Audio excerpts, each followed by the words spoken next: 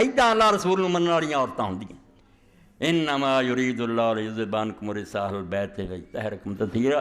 یہ ایت بھی اختلافی بن گئی، اس بحث نہیں میں اورجنا شیعہ حضرات آندے پنجتن پاک لیے دوجے نہیں گل جڑی قرآن پاک چ نا پنجتن پاک اپنی جا رسول اللہ بھی انہوں دی شان بڑی بیان کی کوئی کسر نہیں، مگر ایتھے اہل البیت جڑے حضور دی بیویاں جتھوں گل شروع ہوئی نا پچھوں ہی یا نساء نبی تو چلی تے اگے بھی تری جاندی، اے حضور پاک دے کرانے دی گل تے اہل البیت گھر والیاں نوں آندے، اس تو بیوی اول نمبر ہوندی تے اللہ نے انہاں دی گل کیتی ہے تے ایتھے کوئی نہیں کیا اللہ نے انہوں پاک کر دیتا. اے سنی بھی جھوٹ بول دے تو بھی پاک کر دیا کولوں ہی بنایا، کوئی پاک نہیں کر دیتا، پاک کرنا چاہتا.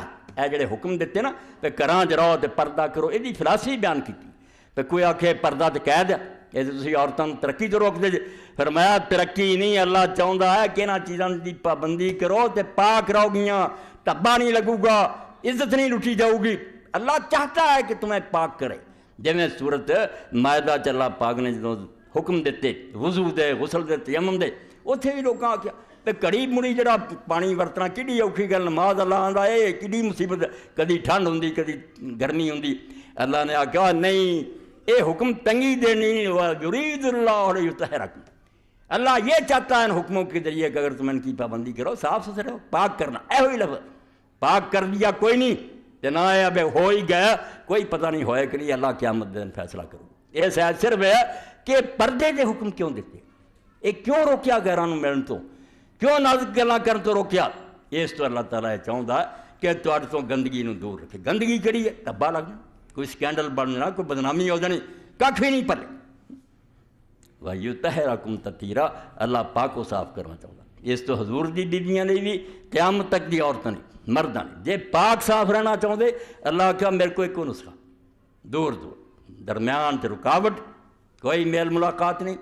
اور اللہ دے رسول علیہ السلام نے فرمایا جدوں کوئی مرد اور عورت اکٹھے ہوندے تنہائی اور انہوں دا نکاح آپس سے سلامت کدی بھی جائز بنتا، یعنی وہ محرم نہیں.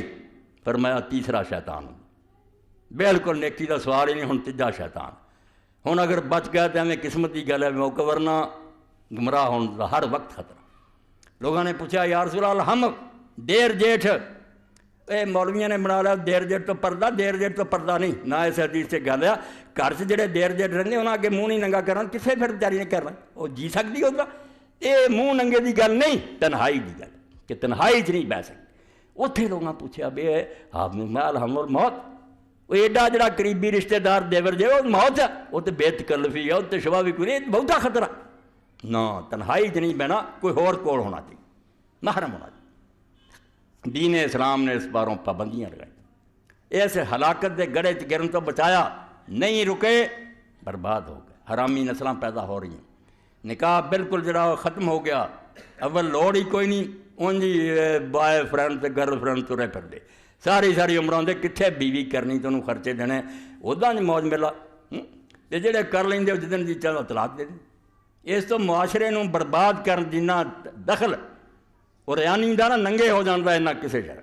بس عورت ننگی ہوئی بے پردہ ہوئی، ننگی یہ نہیں بھی کپڑے لا دے کسی دے لا بھی دیتے، کئی جگہ ننگیاں دے بھی کلب بن گیا. توبہ توبہ، وہ ننگے جلوس کر دیں مرد عورت. آدھے لباس ہمیں تکلف ہے، انسانوں نے ہمیں اپنے گل بڑا پائی ہے، کہدے کپڑے پاؤنے، باقی جانور پاؤندے جانور بنتے. مگر جے اتوں تک نوبت نہیں بھی آئی تو دا بدن نوں ننگا کرنا، اپنا آپ دکھاؤنا سنوارنا بالکل قیامت بربادی.